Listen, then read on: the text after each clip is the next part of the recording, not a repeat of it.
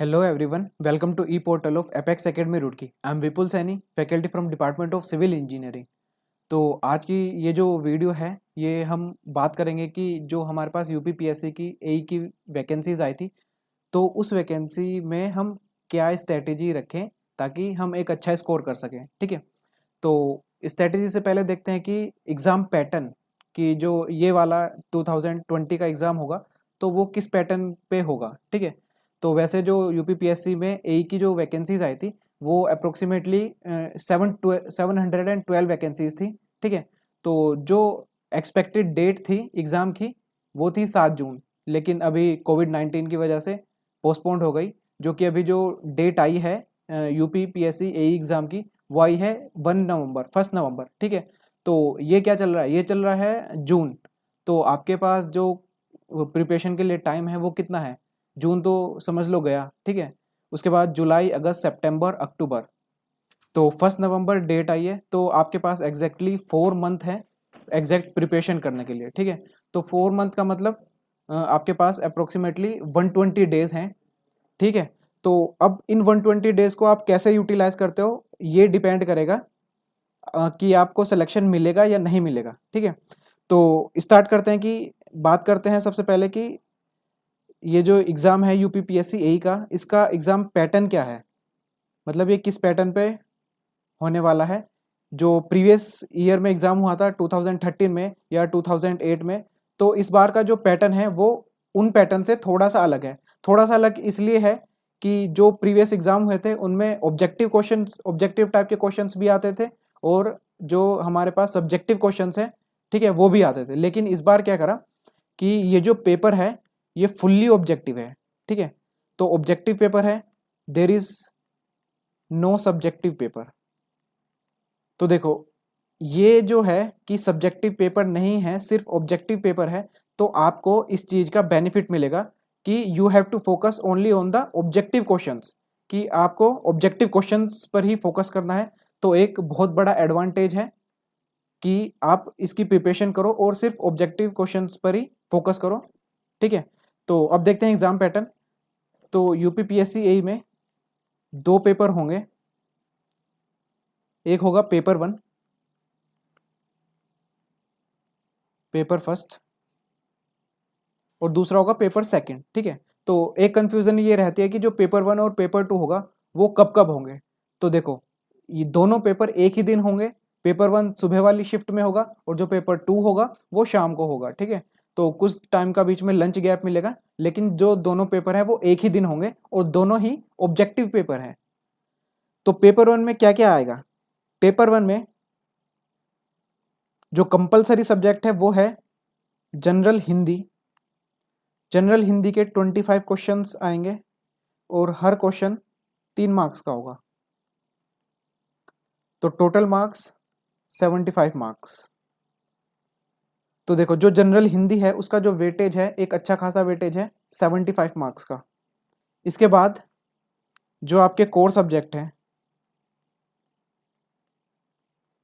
जो core subjects हैं जैसे कि मैकेनिकल हो गया, सिविल हो गया, इलेक्ट्रिकल हो गया या एग्रीकल्चर हो गया, तो जो कोर सब्जेक्ट है उसका पेपर होगा और इसके 100 क्वेश्चंस आएंगे।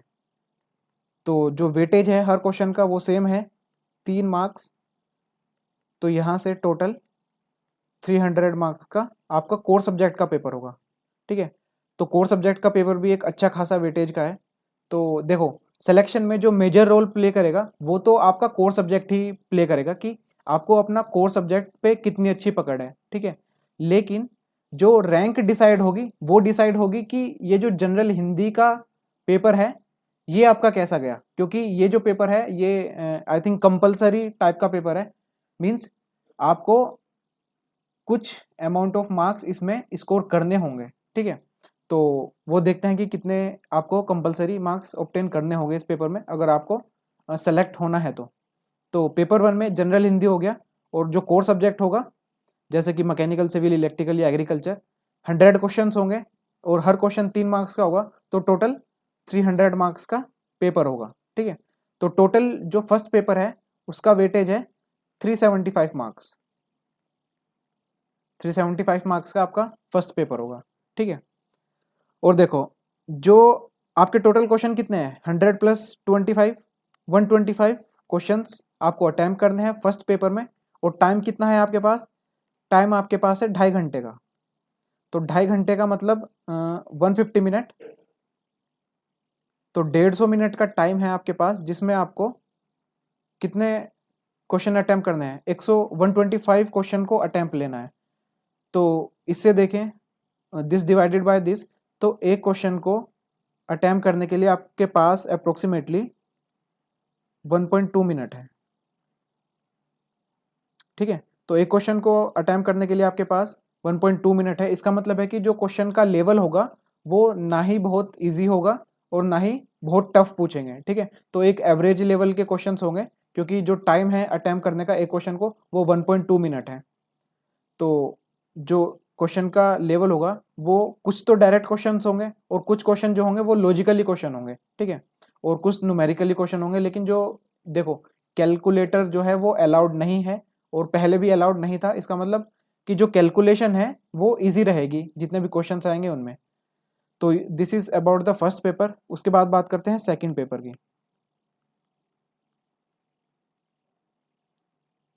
ठीक है। तो सेकंड पेपर की देखते हैं। सेकंड पेपर में जो कंपलसरी सब्जेक्ट है आपका वो है जीके। जीके में कितने क्वेश्चन आएंगे, 25 क्वेश्चन आएंगे, और हर क्वेश्चन 3 मार्क्स का है। Every question is of 3 marks. तो यहाँ से 75 मार्क्स का आपका वेटेज है किसका, जीके का। उसके बाद पेपर 2 में भी आपका कोर सब्जेक्ट होगा। देखो जो पेपर 1 में था, सेम जैसे आप सिविल ब्रांच से हो, तो सिविल के जितने भी सब्जेक्ट हैं, मान लो कि 12 सब्जेक्ट हैं, तो 12 में से 6 सब्जेक्ट जो आपके होंगे वो पेपर 1 में पूछेंगे, और जो 6 सब्जेक्ट हैं, जो रिमेनिंग बचे हुए सब्जेक्ट हैं, वो पेपर 2 में पूछेंगे, ठीक है। तो कोर सब्जेक्ट जो है पेपर सेकंड में, तो इसमें भी सेम वही जो पेपर 1 था कि 100 क्वेश्चन आएंगे और हर क्वेश्चन 3 मार्क्स का होगा।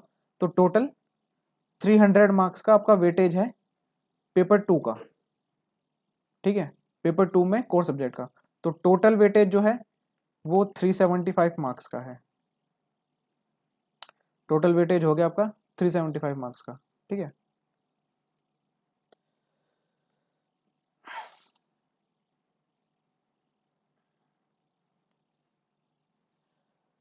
तो पेपर 1 हो गया 375 मार्क्स का, और पेपर 2 हो गया 375 मार्क्स का, ठीक है। तो टोटल जो आपका वेटेज हो गया रिटर्न का, paper first plus paper second का, वो आपका हो गया कितना, वो हो गया 750 मार्क्स, 750 मार्क्स। अब ये तो आपका रिटर्न हो गया, जो कि एक ही दिन होने वाला है, ऑब्जेक्टिव पेपर 1 ऑब्जेक्टिव पेपर 2, ठीक है, जो कि टोटल 750 मार्क्स का है, जिसमें 600 मार्क्स का जो आपका है वो टेक्निकल सब्जेक्ट है, और 75 प्लस 75 दैट इज 150 मार्क्स के आपके क्या है, वो नॉन टेक्निकल है, जिसमें हिंदी है और जीके है, ठीक है। देखते हैं कि ये भी देखेंगे कि जो हिंदी है उसमें जो मेजर रोल प्ले करेगा टॉपिक्स का, वो कौन कौन से टॉपिक है, और जो हमारे पास जीके है, जीके जो यूपी का जीके है और या जो एक्स्ट्रा जीके है वो क्या आ सकता है, ठीक है। तो पेपर 1 पेपर 2 टोटल 750 मार्क्स के हैं।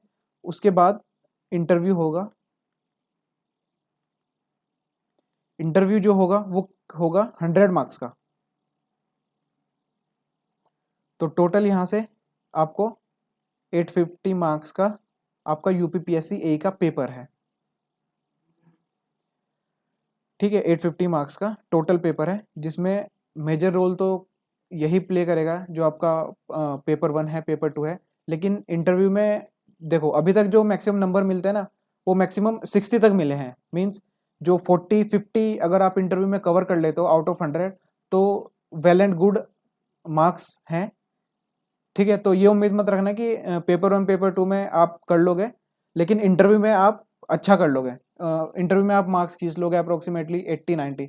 तो ऐसा थोड़ा टफ है कि इंटरव्यू में आप अप्रोक्सीमेटली 80 तक कवर करो। तो इसलिए फोकस जो रखना है वो रखना है कि जो हमारे ऑब्जेक्टिव पेपर हैं उन पर, कि उनको हम कितनी अच्छी तरह कैसे प्रिपेयर करते हैं, क्योंकि इंटरव्यू जो होता है वो सिर्फ रैंक डिसाइड करता है, लेकिन जो हमारे पास ऑब्जेक्टिव पेपर्स हैं जो मेन वेटेज है जिनका, वो डिसाइड करेंगे कि हमारा सिलेक्शन एई एग्जाम में होगा या नहीं होगा, ठीक है। और हाँ, एक जो सबसे इम्पोर्टेंट बात कि negative marking, negative marking, obviously negative marking तो होगी इस पेपर में, और वो होगी 1/3 की, ठीक है। 1/3 की इसमें नेगेटिव मार्किंग है।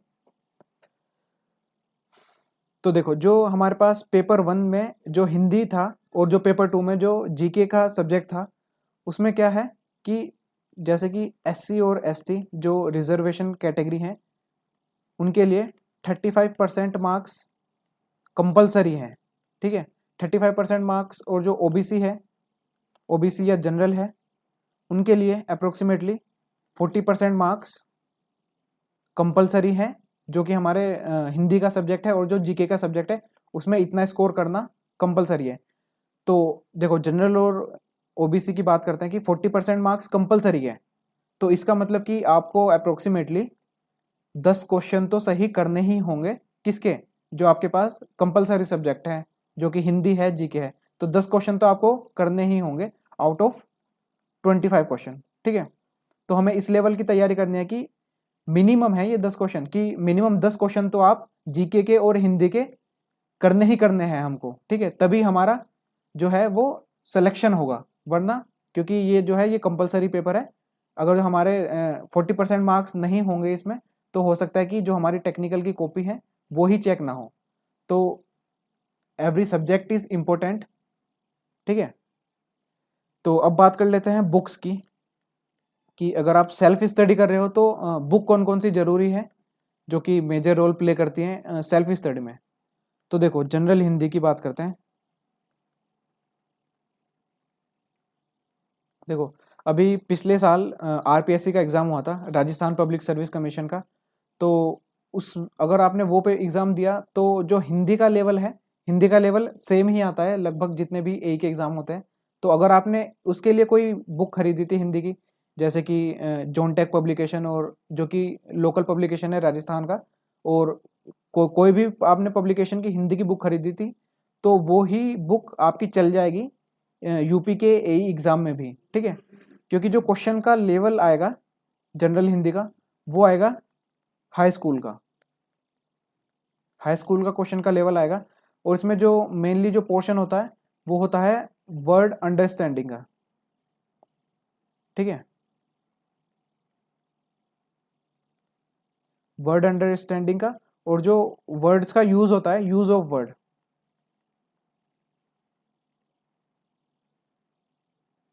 ठीक है, यूज ऑफ वर्ड।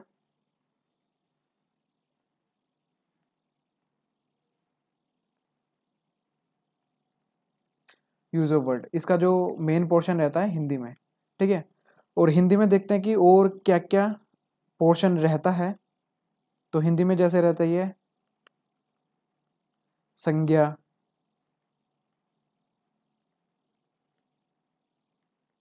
संज्ञा हो गया, सर्वनाम हो गया, और पर्यायवाची हो गया, और विलोम शब्द हो गया। मतलब जो भी आपकी हाई स्कूल की जो हिंदी है, तो उसी लेवल की हिंदी एग्जाम में पूछी जाएगी।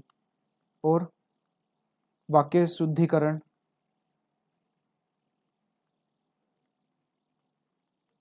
समास, संधि विच्छेद, ठीक है। तो देखो, संधि इम्पोर्टेंट है, समास इम्पोर्टेंट है, वाक्य शुद्धिकरण नहीं भी पढ़ोगे तो भी आपको चलेगा, लेकिन पढ़ना है, छोड़ना कुछ नहीं है, ठीक है। विलोम शब्द पढ़ने हैं, पर्यायवाची, सर्वनाम और संज्ञा भी पढ़नी है, ठीक है। तो बुक अगर आप सेल्फ स्टडी कर रहे हो तो वेल एंड नोन बुक है हिंदी के लिए, लूसेंट की आती है जनरल हिंदी,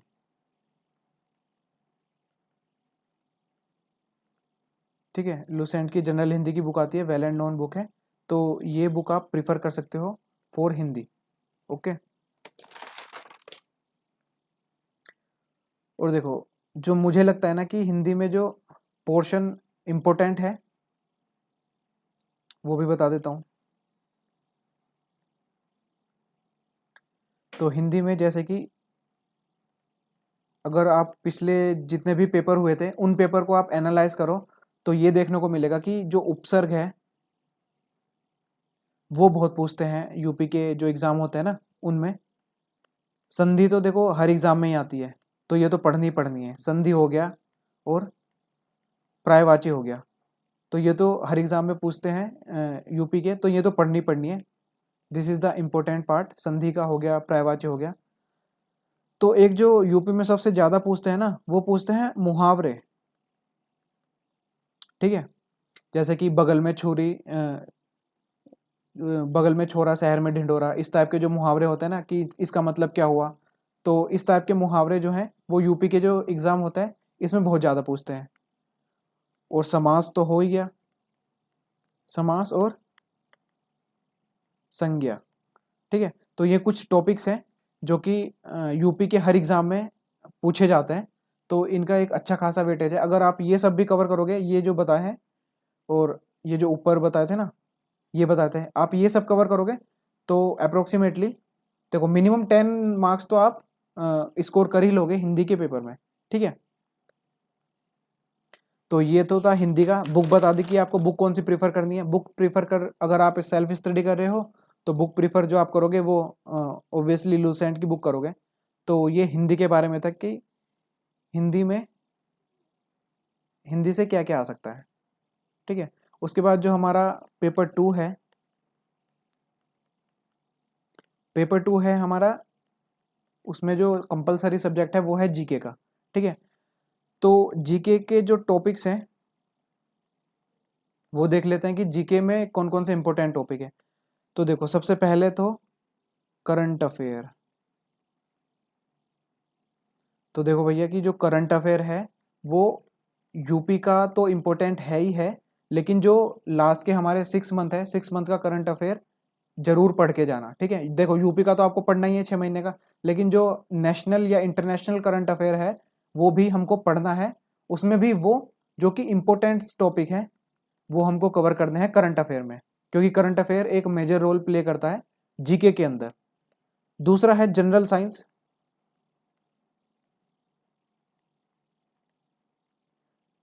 तीसरा है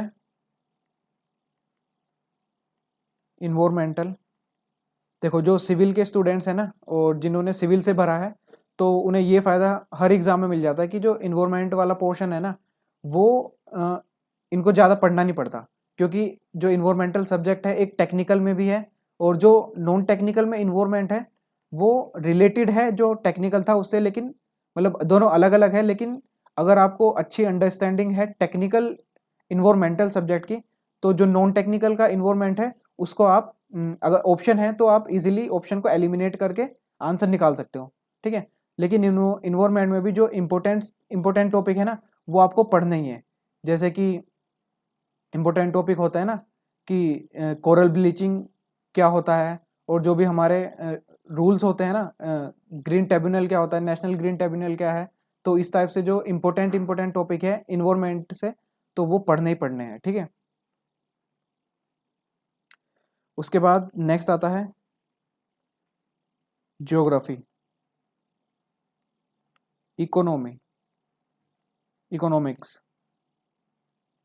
और देखो एक एक क्वेश्चन आपको यहाँ से जरूर मिलेगा कि एक क्वेश्चन तो स्पोर्ट्स से मिलेगा, एक अवार्ड से मिल सकता है, और ठीक है देखो स्पोर्ट्स से तो मिलेगा ही मिलेगा एक क्वेश्चन, और हो सकता है कि अवार्ड से भी एक क्वेश्चन आपको देखने को मिले, क्योंकि जनरली जो पेपर होता है ना वो स्पोर्ट्स से तो एक क्वेश्चन आएगा ही आएगा और अवार्ड से भी हो सकता है कि एक क्वेश्चन आ जाए। ठीक है, तो अगर आपको जीके पढ़ना है, देखो मैं प्रीफर करूंगा कि जो आप करंट अफेयर पोर्शन है जीके का, तो करंट अफेयर के लिए तो आप क्या प्रीफर करोगे।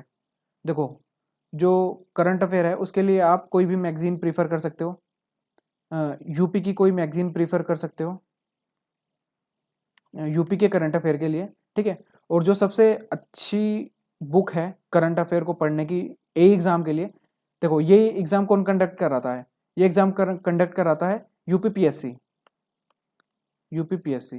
ठीक है, तो आप क्या करो, जो यूपीपीसीएस है पीसीएस की जो जनरल नॉलेज के क्वेश्चन हैं, क्वेश्चन पेपर है, आप उनको सोल्व कर लो, जो कि जनरल नॉलेज के क्वेश्चन पेपर है ना लास्ट ईयर के।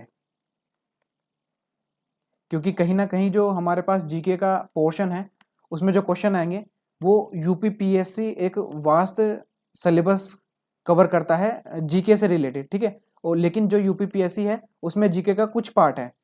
तो यूपीपीसीएस का जो जनरल क्वेश्चंस हैं, लास्ट ईयर के क्वेश्चन पेपर है, आप उसको जरूर पढ़ना अगर आप यूपीपीएससी के एई के एग्जाम के लिए अपीयर हो रहे हो और जीके में अच्छा करना चाहते हो।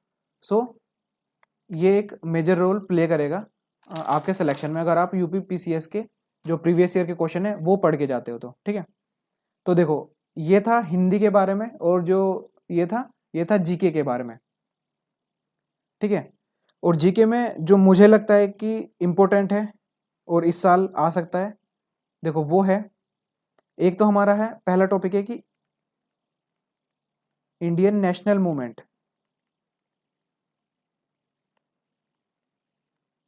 क्योंकि जो मैंने पिछले जो एग्जाम्स हुए हैं यूपीपीएससी के उनका एनालाइज करा, तो ये जो टॉपिक है इंडियन नेशनल मूवमेंट, इससे क्वेश्चन देखने को मिले हर बार, ठीक है। तो इंडियन नेशनल मूवमेंट हो गया,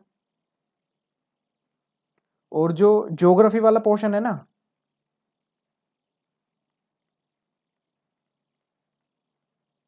जो इंडियन ज्योग्राफी वाला पोर्शन है ना, उससे जो क्वेश्चन बनते हैं ना वो मैप बेस्ड क्वेश्चन बनते हैं, ठीक है। ये इंपॉर्टेंट है, मैप बेस्ड क्वेश्चन बनते हैं। और देखो बेसिक ज्योमेट्री, जो ये बेसिक ज्योमेट्री है ना, इसको तो कहीं बाहर से पढ़ने की जरूरत तो है नहीं। तो आप क्या करो, इसमें क्या यूज होता है, जैसे कि सर्कल दे दिया और उसके अंदर रेक्टेंगल दे दिया, तो इसका कुछ डायमेंशन दे दी और कुछ डायमेंशन आपको निकालनी है, ठीक है। तो जो आपका रेक्टेंगल का डायमीटर होगा वही क्या होगा, वही सर्कल का जो रेक्टेंगल का डायगोनल होगा वही सर्कल का डायमीटर होगा। तो इस टाइप से आपको ना जो बेसिक ज्योमेट्री है इसमें क्वेश्चन देखने को मिलेंगे, ठीक है। तो ज्योमेट्री में पढ़ने की जरूरत नहीं है ज़्यादा, क्योंकि जो बेसिक अंडरस्टैंडिंग है यहाँ पे वही काम कर देगी, ठीक है, ज्योमेट्री वाले पोर्शन में। और एक जो क्वेश्चन देखने को मिलता है ना जीके में, यूपी के एग्जाम में खासकर, वो ये है कि जो हाईवेज होते हैं ना, हाईवेज में नंबरिंग होती है, ठीक है, ओड नंबरिंग होती है, इवन नंबरिंग होती है। तो क्वेश्चन इस टाइप से आता है कि जो है NH44 जो है वो कौन सा NH है, मीन्स या यूपी में किस जगह से पास हो रहा है। तो ये टॉपिक इम्पोर्टेंट है, NH वाला मीन्स नेशनल हाईवे से रिलेटेड वाला। NH हाईवे की जो नंबरिंग होती है वो कैसे नंबरिंग देते हैं, और कौन सा जो हाईवे है वो कहाँ से कहाँ तक का है, ठीक है, जो मेजर हाईवे है वो कहाँ से कहाँ तक के हैं। तो इस टाइप के क्वेश्चन भी आते हैं। तो देखो हमने हिंदी के बारे में बात कर ली और जीके के बारे में बात कर ली, और उसके बाद बात करते हैं टेक्निकल जो अपने सब्जेक्ट हैं, ठीक है। देखो टेक्निकल सब्जेक्ट, तो मैं सिविल से हूँ, so I know much better only about the civil, ठीक है। तो सिविल की ही बात करेंगे मेनली। जो हमारे पास पार्ट 1 है, पेपर का पहला पेपर जो है ना, पेपर फर्स्ट, उसमें 4 पार्ट में डिवाइड कर रखा है,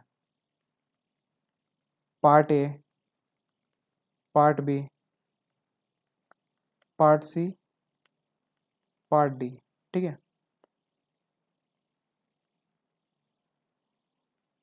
4 पार्ट में डिवाइडेड है। और जो दिस इज पेपर 1, और जो हमारे पास है पेपर 2, वो भी वो है 5 पार्ट में डिवाइडेड है, वो पार्ट ए। तो देखो जो पेपर 1 है उसमें जो पार्ट ए का वेटेज है वो है 3 सब्जेक्ट हैं, ठीक है। पार्ट बी में हमारे 2 सब्जेक्ट हैं, पार्ट सी में 2 सब्जेक्ट हैं, पार्ट डी में 1 सब्जेक्ट है। देखो जो पेपर 1 है वो 4 पार्ट में डिवाइडेड है, लेकिन जो पेपर 2 है वो हमारा डिवाइडेड है 5 पार्ट में। इसमें 2 सब्जेक्ट हैं, पार्ट 2 में भी 2 सब्जेक्ट है, पार्ट 3 में 3 सब्जेक्ट है, पार्ट 4 में 1 सब्जेक्ट है, और जो हमारा लास्ट पार्ट है उसमें 2 सब्जेक्ट है, ठीक है। तो 3 2 5 7 8 9, 9 सब्जेक्ट जो आपके आएंगे वो आएंगे जो आपका पेपर 1 होगा उसमें, और ये 2 2 4, 4 और 1 5, और 5 5 10, जो आपके 10 सब्जेक्ट होंगे वो आएंगे पेपर 2 में। अब आप सोचोगे कि टोटल तो ये 19 सब्जेक्ट हो गए और सिविल में तो 19 सब्जेक्ट है ही नहीं।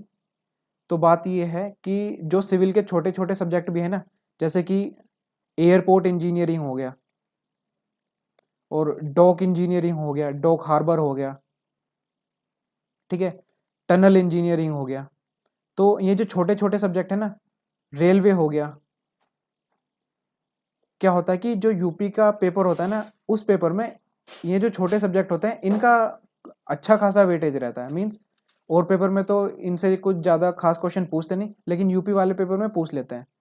तो ये जो सब्जेक्ट है ना, इनसे अप्रोक्सीमेटली आप मान के चलो कि 10 to 20% पूछ लेंगे, रेलवे से, टनल इंजीनियरिंग से, डॉक हार्बर हो गया, एयरपोर्ट हो गया, ठीक है, या वाटरवे इंजीनियरिंग जो होता है, तो उनसे अप्रोक्सीमेटली 10 to 20% का आपका वेटेज रहता है। जैसे सर्वे हो गया, ठीक है। देखो सबके सब ये क्या है, इजी सब्जेक्ट है, लेकिन हम क्या करते हैं कि ये नंबर ऑफ सब्जेक्ट बहुत ज़्यादा है, इसलिए क्या करते हैं कि पेपर में छोड़ के चले जाते हैं, ठीक है। तो ये चीज़ हमको नहीं करनी, हमको हर चीज़ पढ़नी है, छोड़ना कुछ भी नहीं है इस पेपर के लिए। So everything is to be read, पढ़ना हर चीज़ है।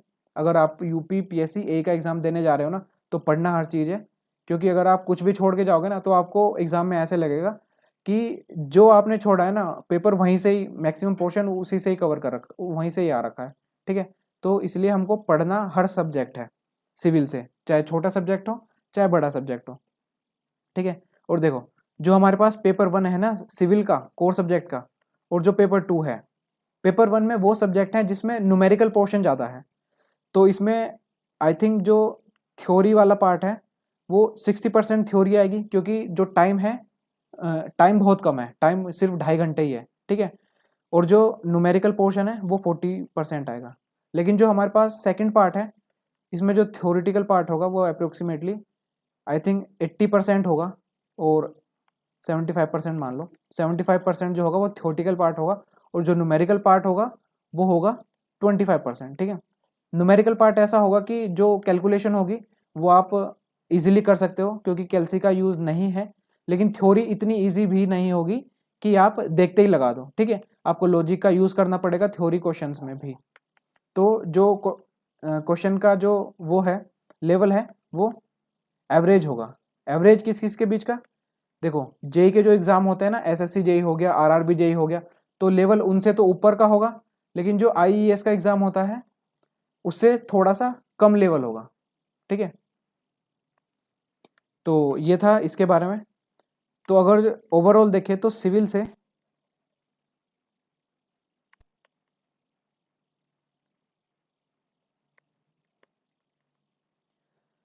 जो थ्योरी आएगी वो अप्रोक्सीमेटली 60 to 65% आएगी, और जो न्यूमेरिकल पोर्शन होगा वो 30 to 35% का पोर्शन होगा, ठीक है।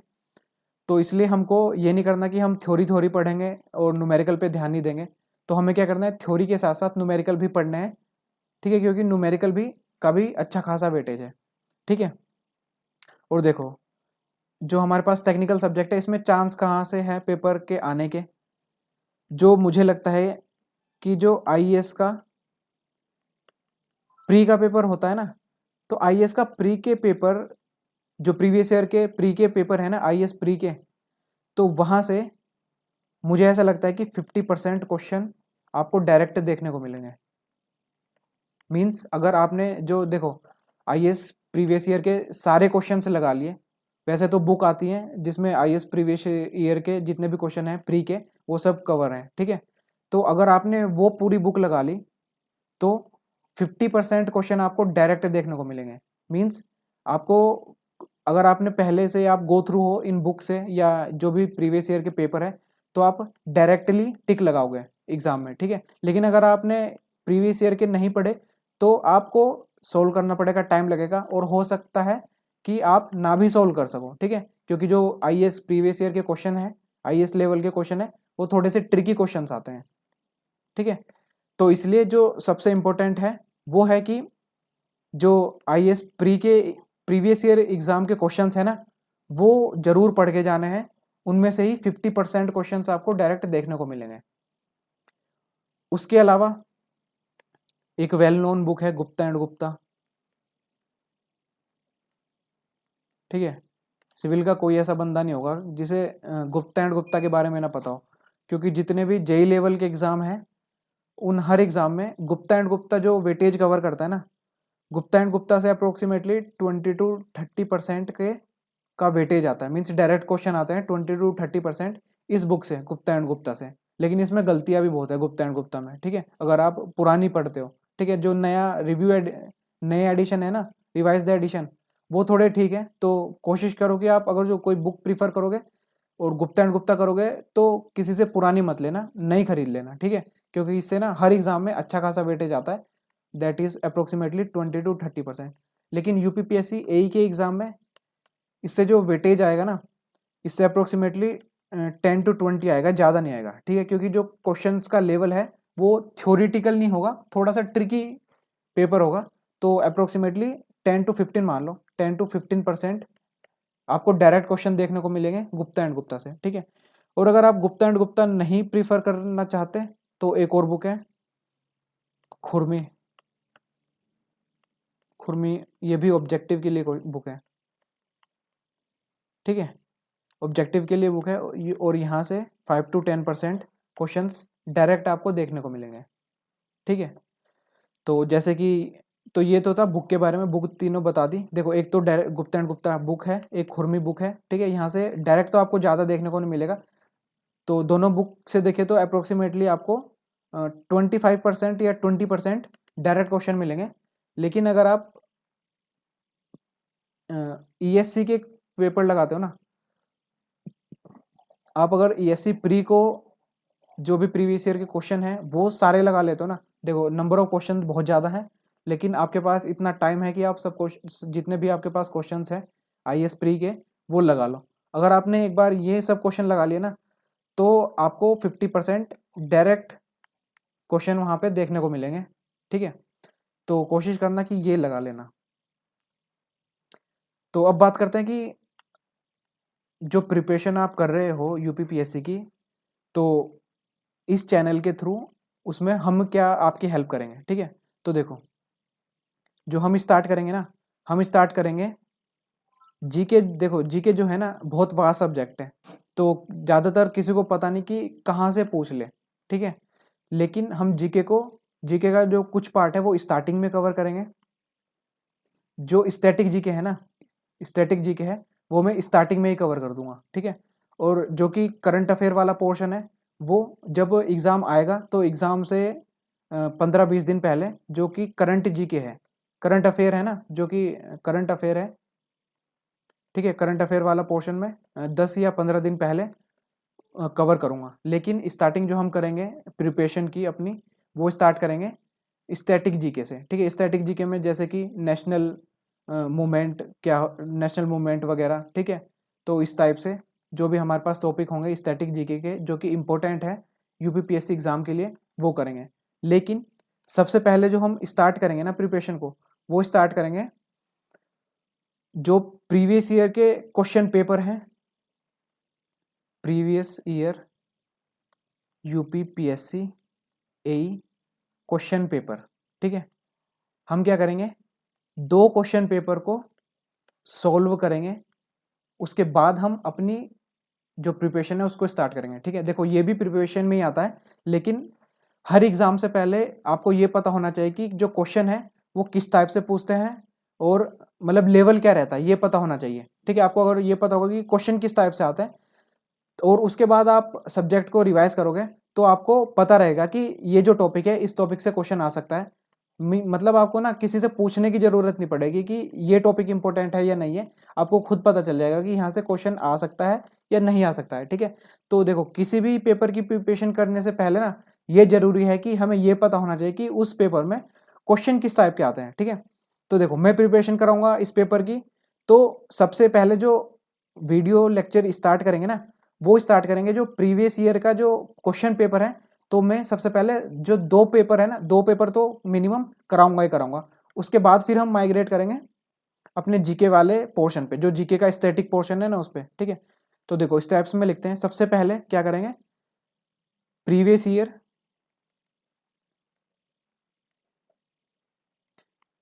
ईयर क्वेश्चन पेपर सॉल्व करेंगे।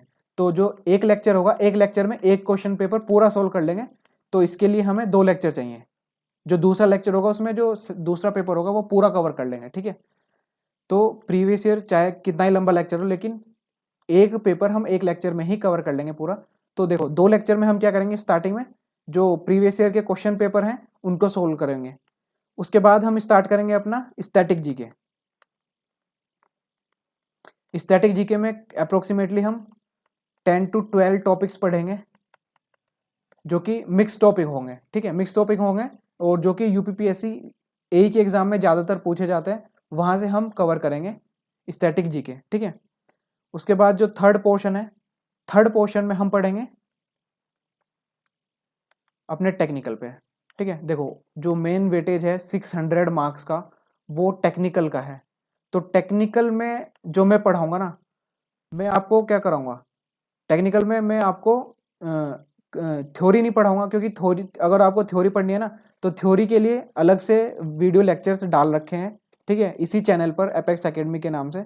तो वहाँ से आप थ्योरी पढ़ सकते हो। लेकिन ये जो प्लेलिस्ट बनाएंगे ना इस नाम से, जो यूपीपीएससी की प्रिपरेशन करेंगे, इसमें हम क्वेश्चंस करेंगे, सिर्फ और सिर्फ क्वेश्चंस करेंगे, न्यूमेरिकल्स करेंगे।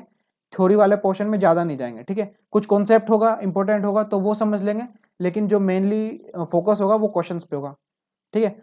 तो इसमें जो मैं क्वेश्चन कराऊंगा टेक्निकल में, जो आईईएस प्रीवियस ईयर के क्वेश्चंस है ना, जितने भी क्वेश्चन है वो सब मैं यहाँ पे कराऊंगा। मींस क्वेश्चंस, एक भी क्वेश्चन ऐसा नहीं होगा जो नहीं कराऊंगा। सारे question IES previous year paper के जो थे वो सब क्वेश्चन इसमें ही कराऊंगा, ठीक है। तो देखो, और इसको कराने में टेक्निकल पोर्शन को कवर कराने में, जो कि 600 मार्क्स का है, आईएएस प्रीवियस ईयर के क्वेश्चन कराऊंगा।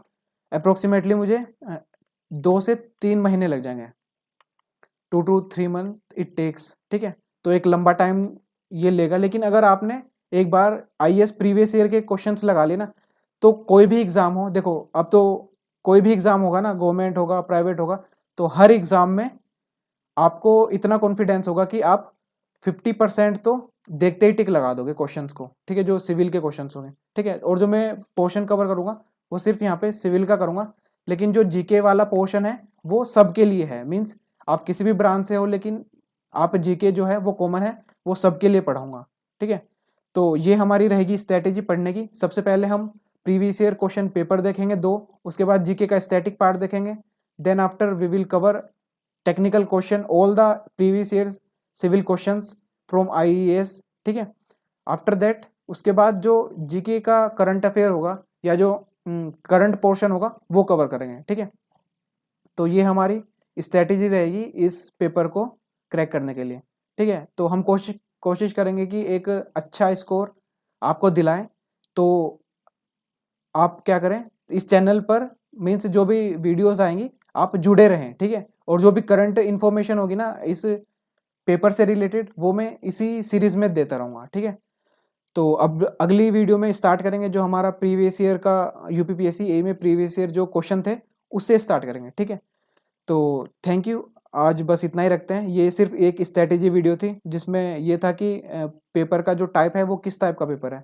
तो एक अच्छा पॉइंट यही है कि ऑब्जेक्टिव पेपर है, तो पूरा फोकस हमें ऑब्जेक्टिव क्वेश्चंस पे ही करना है, ठीक है।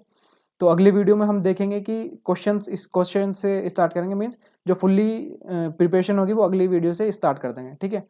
So thank you for watching this video. If you like this video, please share with your friends who are also doing preparation for this AE exam, as well as subscribe our channel for more videos. Thank you.